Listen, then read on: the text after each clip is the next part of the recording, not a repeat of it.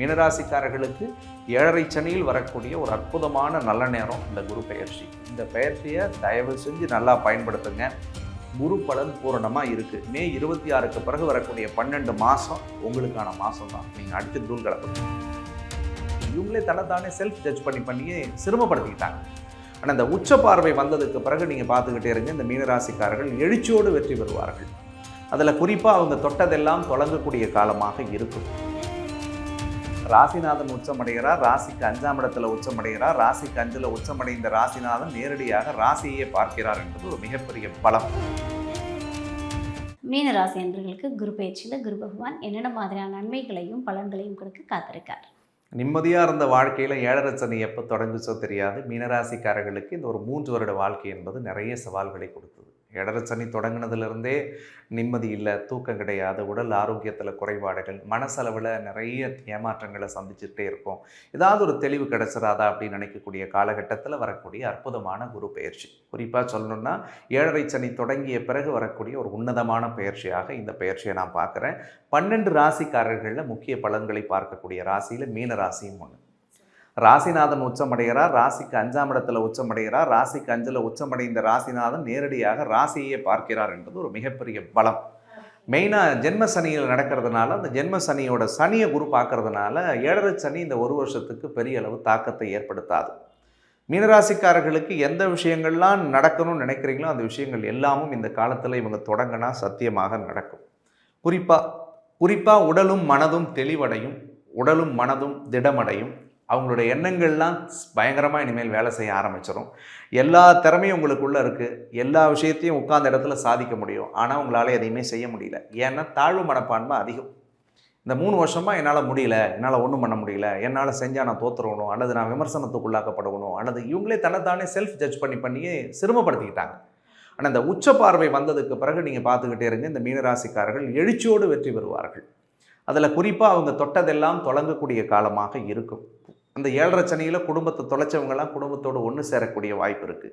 பொருளாதார ரீதியாக நிறைய பணம் இழந்துட்டேன் சார், பிஸ்னஸ் ஆரம்பித்து இன்வெஸ்ட் பண்ணி நிறைய தோற்று போயிட்டேன், ஃப்ரெண்ட்ஸ் கிட்ட கொடுத்து நிறைய ஏமாந்துட்டேன் அப்படின்னு நினைச்சவங்களுக்கெல்லாம் அந்த பணம் திரும்ப ரிட்டர்ன்ஸாக ஏதோ ஒரு சோர்ஸில் கடவுள் திரும்ப கொண்டு வந்து அவங்களுக்குள்ளே சேர்ப்பார்.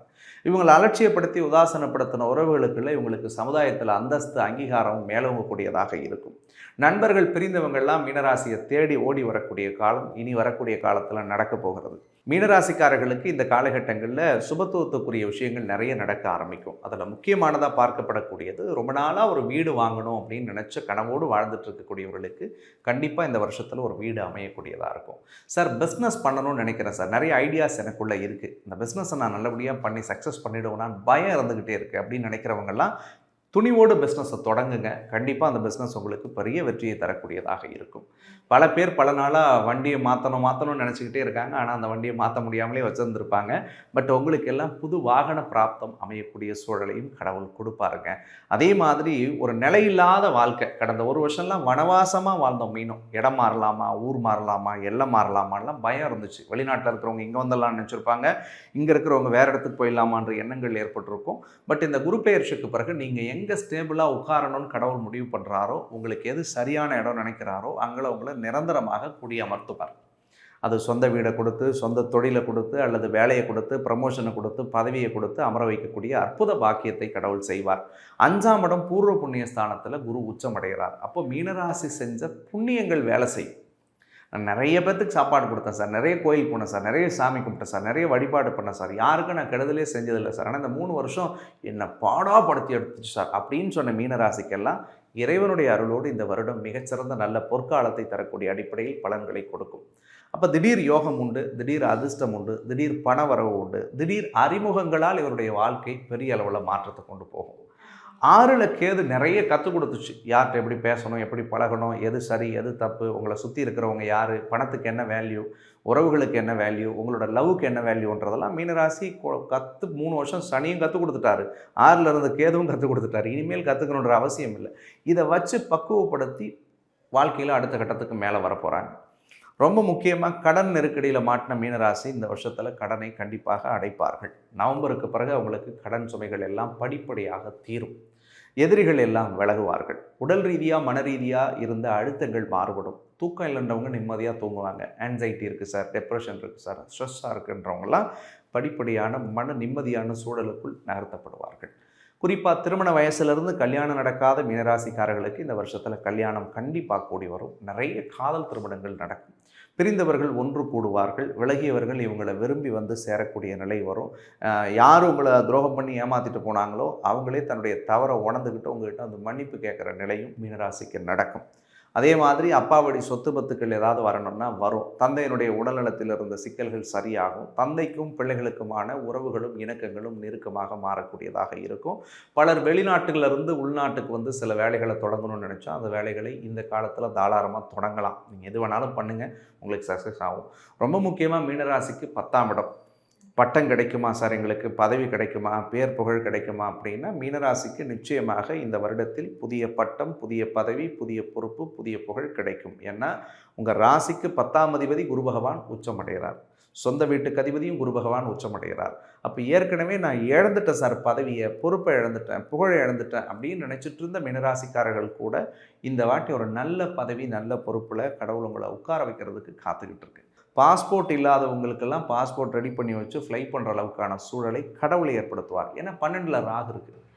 நிறைய பயணம் பண்ணுவாங்க. இந்த வருஷம் முழுக்க அவங்களுக்கு நிறைய பயணம் பண்ணுவாங்க. வெளிநாட்டுக்கு போயிட்டு வருவாங்க, வெளி மாநிலத்துக்கு போவாங்க. மனசுக்கு பிடிச்ச சுற்றுலா தலங்களுக்கு சென்று வருவார்கள். மனதிற்கு பிடித்த தெய்வ வழிபாட்டு தலங்களுக்கும் சென்று வரக்கூடிய அனுகூலத்தை கடவுள் ஏற்படுத்த போகிறார். குறிப்பாக விரயஸ்தானத்தில் ராகு இருக்கிறதுனால சுபவிரயங்களை செய்கிறதுக்கு முயற்சி பண்ணணும். இவங்களுடைய ஜாதகப்படி தேவையில்லாத செலவுகள் கண்டிப்பாக வரும். அந்த செலவுகளை கொஞ்சம் நல்ல செலவுகளாக பண்ணணுன்றது என்னுடைய ஒரு அன்பு வேண்டுகோள் அப்படின்னு தான் நான் சொல்லுவேன். மீனராசிக்காரர்களுக்கு 7.5 சனியில் வரக்கூடிய ஒரு அற்புதமான நல்ல நேரம் இந்த குரு பெயர்ச்சி. இந்த பெயர்ச்சியை தயவு செஞ்சு நல்லா பயன்படுத்துங்க.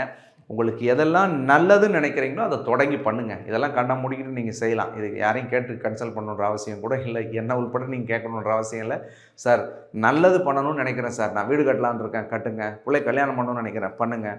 பால் காய்ச்சணும், காய்ச்சுங்க. ஒரு இடம் வாங்கலான்னு இருக்கேன், வாங்குங்க. இதெல்லாம் நீங்கள் செய்யலாம். சுபத்துக்குரிய நிகழ்வு எதுவாக இருந்தாலும் மீனராசி தாராளமாக பண்ணலாம். குரு பலன் பூரணமாக இருக்குது. மே 26க்கு பிறகு வரக்கூடிய 12 மாதம் உங்களுக்கான மாதம் தான். நீங்கள் அடித்து தூள் கிளப்புங்க. ஓகே, அதாவது வந்து தொட்டது எல்லாமே வந்து மீனராசி என்பவர்களுக்கு துளங்க போகுது அப்படின்னு சொல்லிட்டு ஒரு அற்புதமான ஒரு பலனை எடுத்திருக்கீங்க. Super sir. மீனராசி என்பவர்கள் ரொம்ப கவனமாக இருக்க வேண்டிய விஷயம். மீனராசிக்காரர்களுக்கு ஜென்ம சனி நடக்கிறதுனால கொஞ்சம் உடல் ஆரோக்கியத்தில் கவனம் தேவைப்படும். அதீத சிந்தனை, அதீத அழுத்தம் வேணாம். எது மேலேயும் ரொம்ப ஓவர் திங்கிங் வச்சுக்காதீங்க.